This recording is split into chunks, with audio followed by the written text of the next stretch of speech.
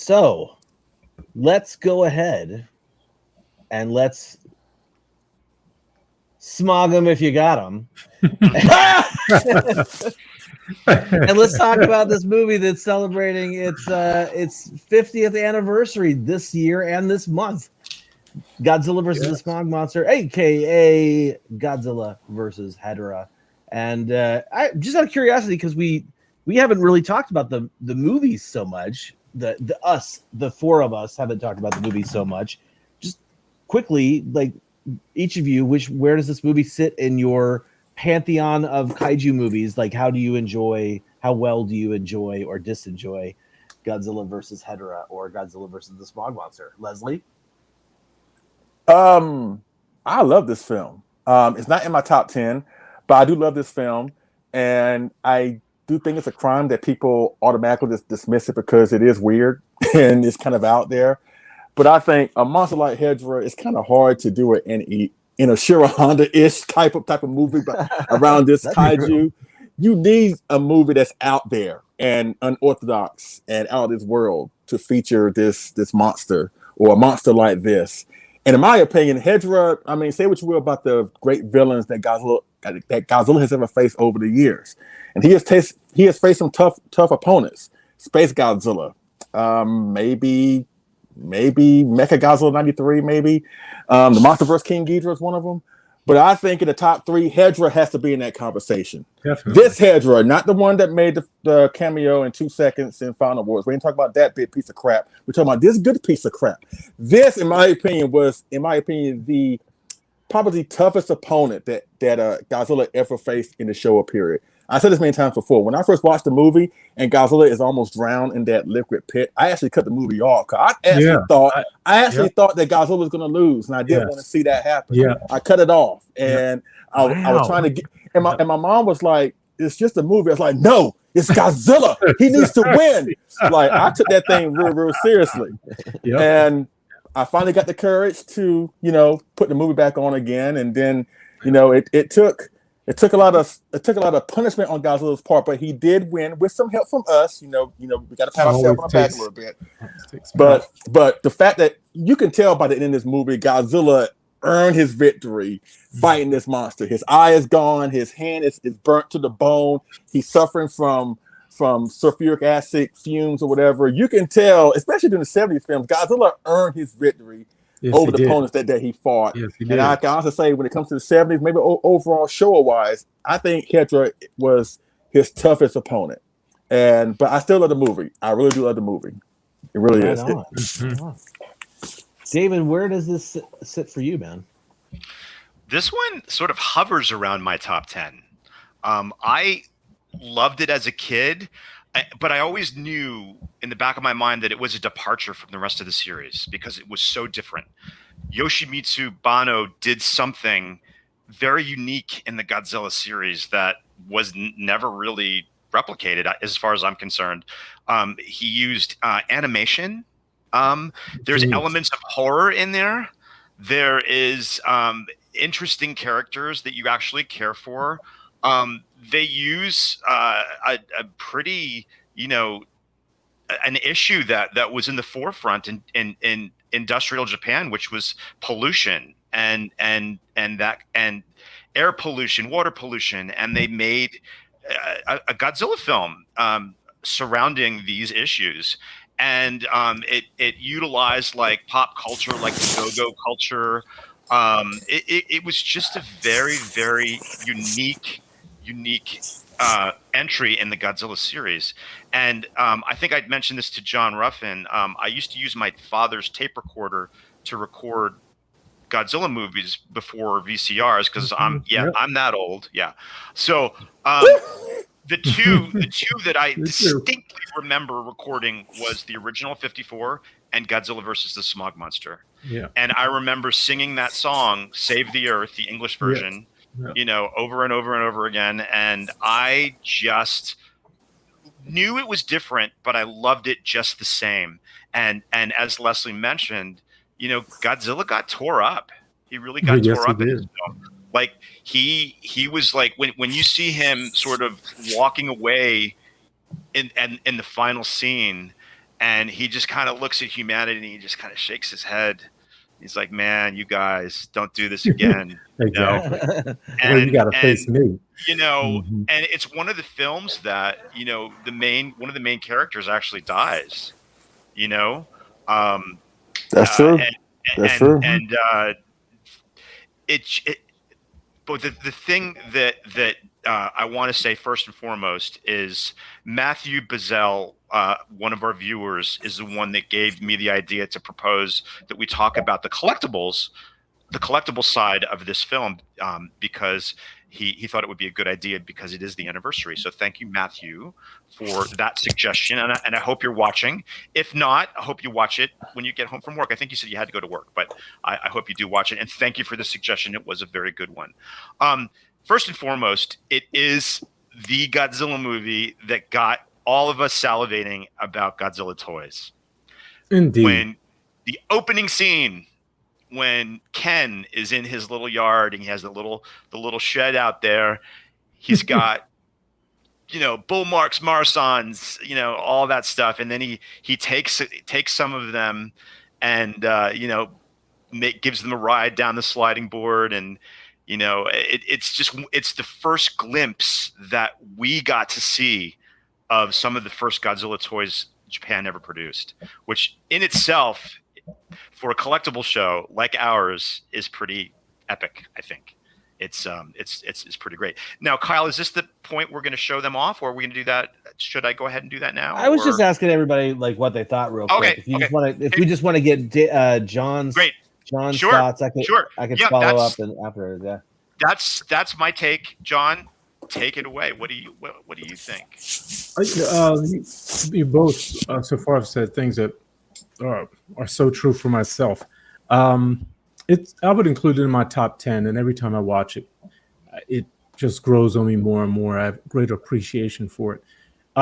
Like yourself, David, I had it recorded on tape. The funny thing is, I have all the show of films. You can almost, if you can see it, the audio. Well, I was listening to Biolante this morning, but just all the audio for each film. So just I could, audio, yeah. Mm-hmm. Yeah, just to look, because working your Japanese too. With that said, this film is growing on me in different ways. And just to reiterate what you said about the characters, what I realized, I watched it a week or so ago. There is, because pollution is such an issue. I mean, today we're dealing with climate change and global warming, so the issues resonate to this day. And that film is just as relevant today as it was in 71 and in the 70s. Absolutely. And it's going to take every age group, every generation in society to tackle. And in the film itself, you have a sliver of every group represented and how they see the problem. From kin all the way to those obscure, kind of scary folk that were out there looking at the youngsters. Yeah. I mean, you had a little bit.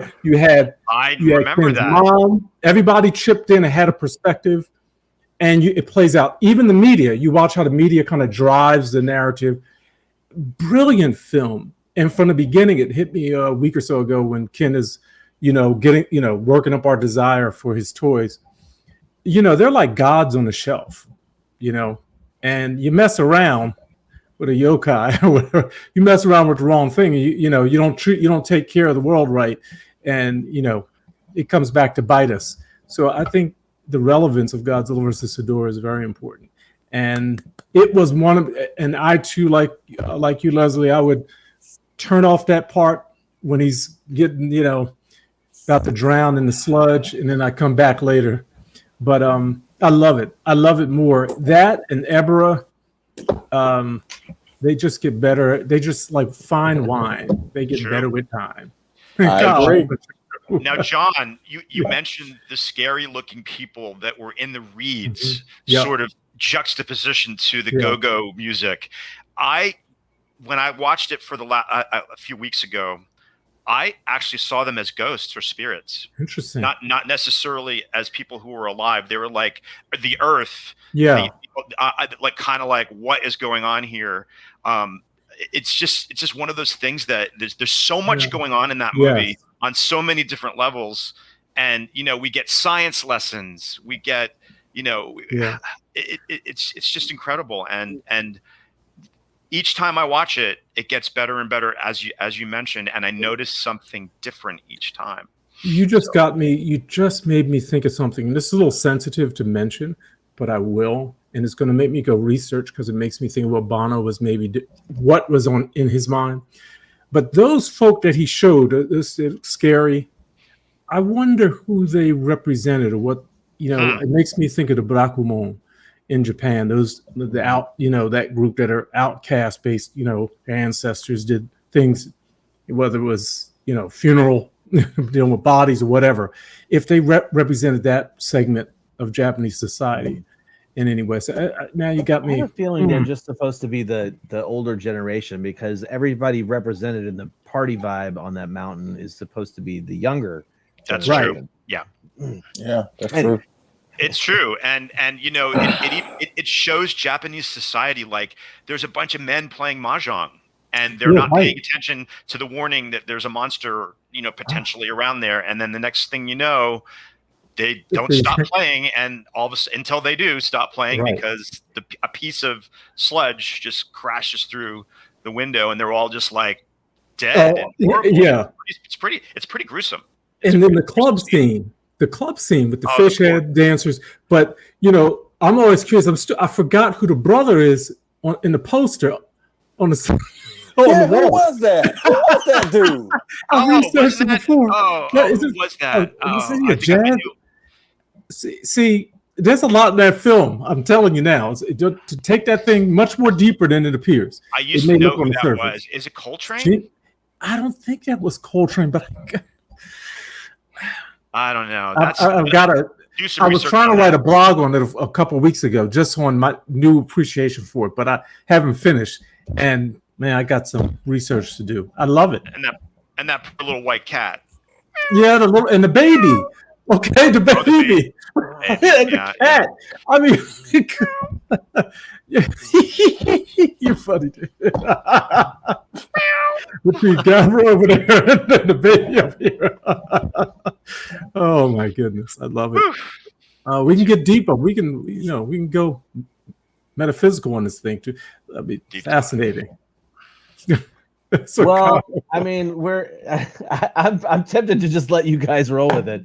I have to say that the Smog Monster is a movie that has aged like fine wine for me. I remember not liking it very much as a younger fan, and it wasn't until I heard people. So when we did the film festival in 2004, I sort of polled a bunch of people. I was like, "Oh, what are some of the Godzilla movies you'd like to see at a film festival?" Mm-hmm. And I was shocked at how many people said Godzilla versus the Smog Monster. It was overwhelming. Wow. And so we got it and stuff, but it was a long time before I actually started to really appreciate the nuances of Godzilla versus the Smog Monster, because it was not one that I have any nostalgia for.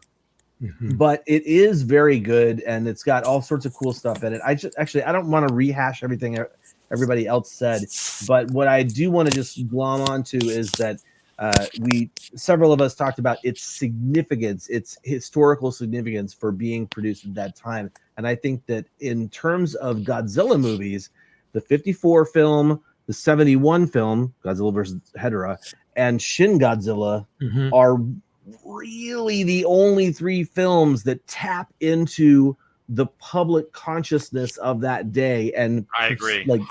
Show that to us in film form. So there we go. That's all I have to say about Hedorah as a film. I think this would be a perfect opportunity to talk about the collectibles. And why don't we start with Matthew's idea with Kenny? Sure. Should I go first? Yeah, go for it. All right, dude. now I am after the actual original piece, but I do have pretty close to the actual color of one of the Godzilla figures that Ken slid down into the dirt, and I cringe now when I see that happening. I'm like, no, be careful. But we have to remember these were meant to be played with. I'm gonna move here for a second. Sorry.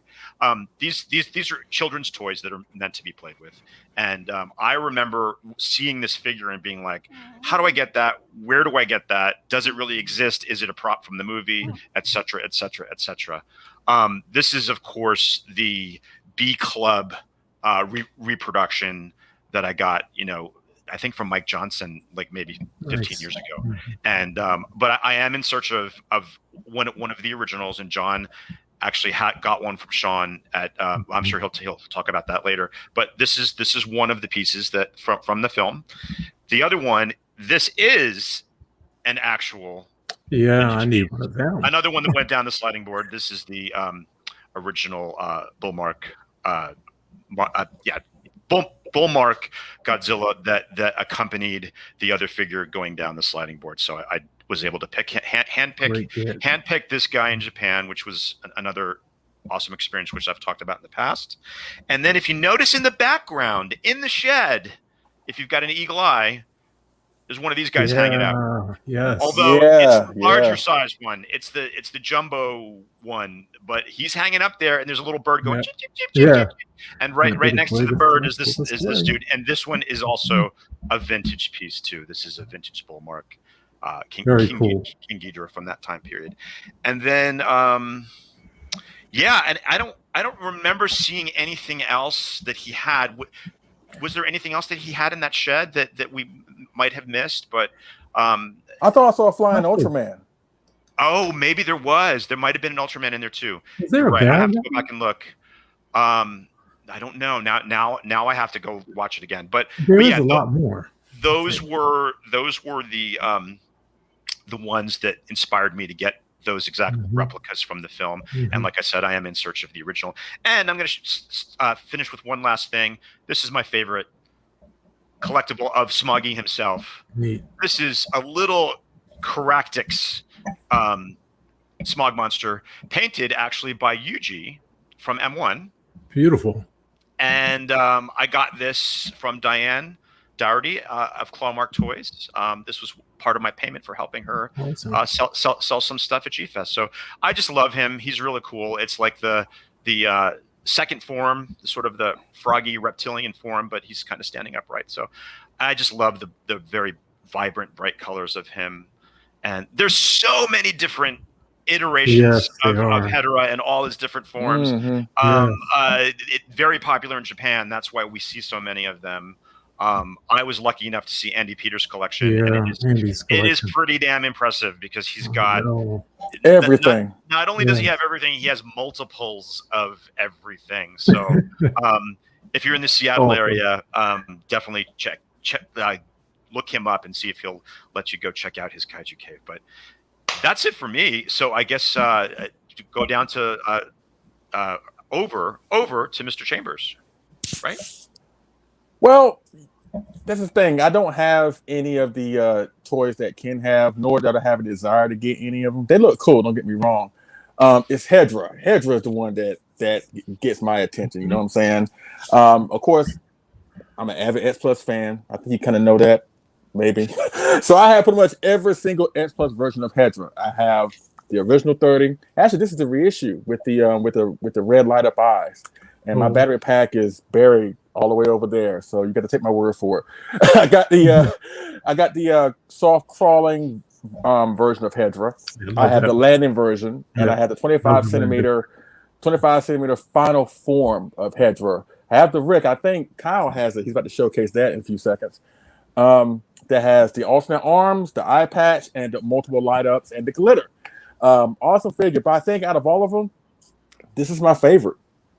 This is just perfection. This is just, nothing against the other Hedorahs because they're all awesome too. But I think this one I don't think gets enough credit for being so awesome because it is awesome, especially with the light up eyes, whatever. Now I know people are sick to death with light ups, but I've always said a light up for the right monster, for the right circumstances, will actually be a great thing. And this light up here is a great thing because not only does his eyes light up, the crack of his head lights up too. Oh, nice. Yeah. So once again, I'm sorry about the battery pack being buried over there. I should be more prepared, but once again, take my word for it. But this is my favorite Hedorah collectible, and he is amazing.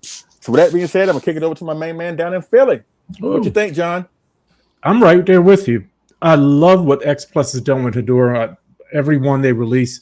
This is one of my favorites. Only one I could really get to this today. I mean, just magnificent, as you said. The detail is amazing. I wish I did have the light up version, and that squishy, soft one kind of that they released. I regret not getting that. Those are cool. That's the one that I have. I've got the squishy one. Oh, you do, man. Final form squishy. Yep, I got him. I wish X Plus would make a flying form. They should. They might. Never know. Way overdue. If not, Spiral Studios could do it. Yeah, and the Spiral Studios could do it. Yeah, I know. You hear what this guy is saying, G? I'm telling you right now. Leslie is sitting here like asking Spiral Studios to usurp the X Plus crown. Don't let him do it. Don't let Spiral take the crown from X Plus. That's Sorry, it. I had to say it. That's awesome. Squishy soft. That's dope. That feels weird though. Oh, but that's bringing Hedorah home. Bringing the garbage home. Now. You don't bring the garbage home. Wait a second. Now, the one other item I would be at fault if I did not show a book. Whoops. But this is the Asahi Sonorama. Nice. Godzilla versus Yeah. Oh yeah. I love this this book and the album. I wish I'd been careful with the pages here, but you can't go wrong with adding this to your collection. Beautiful photos inside of the movie and art. And lastly, John, at the back of that book, there's a little circle graphic of Hedorah next to a Shinkansen. Yes, it is. I used that in the art. Yes, you sure did. Right, it's also right behind you. Oh my God! Wow. Yes, indeed. Ain't that cool? And lastly, I have a little collection of the Cass Iwakura figurines, and this is one of my favorite of Hedorah. I have quite a few. I have that set they came out with, has a little tadpole and flying Godzilla and all that in there. But this one, I pray that doesn't fall over. But the fish people, yes, the fish people, I love this. Love that one. That is the coolest one ever. They are a little dusty, but I'm embarrassed by that. But of all of the Hedorah items I have, I love that one as well. And that's it for me. Kyle. Awesome. Right on, man. Well, thank you very much for sharing. I also, John, you didn't show yours, but you did show it months ago. Yes. Oh, yeah. I don't have I don't have the vintage one, but like David's, I have the Beat Club version. And I just, for me, I didn't really like the colorways on several of the options. Mm-hmm. Some of them were kind of interesting, but I just went with the green vinyl version because I think he's kind of cool looking. And maybe I'll slide him down the slide at the neighborhood a few times and really get some of the paint rub off so he doesn't look so new. But I do have a Marusan 60s Godzilla as well, but it's like a way past reissue glow. Hedorah, though, the Smog Monster. Yeah. I have a Godzilla that I use the 68 X Plus Godzilla as my fill-in for 68, 69, 71, 72, right?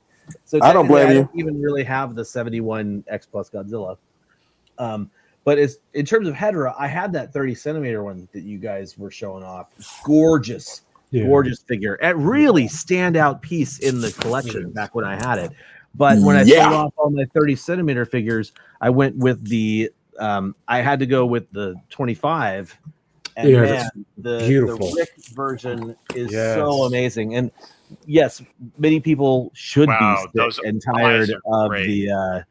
and tired of the light ups. But this light up is not just an on and off kind of thing. There's two settings. There is an on where it's always on, but then there's this setting which is like glowing, pulsating, just perfect. That's so cool. The soundtrack. I accidentally left it on one night, all night long, and I came back in the room the next morning, and these glowing red lit up. And they didn't scare me. probably, but it Right. definitely. I'm glad it's still working. Also, Leslie mentioned that there's glitter in the vinyl. Glitter. Cool. Pretty cool piece, and I really do like it. I'm kind of surprised I don't have more Hedorah pieces, but you're going to see them pretty much all. This is the Clear Guts reissue. Oh yeah, that was great. Fantastic. Yes. Of a Marmot figure, I should say. That's the original is Marmot, and it's something that represents artwork created for some of the Sonorama things that John was showing off. Yep. Oh, the Clear Guts stuff. And then last but not least, I did show this off when I picked him up a long time ago. This is the smokestack, or the smoker, as I call him, version of CCP's Hedorah. And this is the Japan culture version, where he looks like one of the balloons from the Matsuri festivals.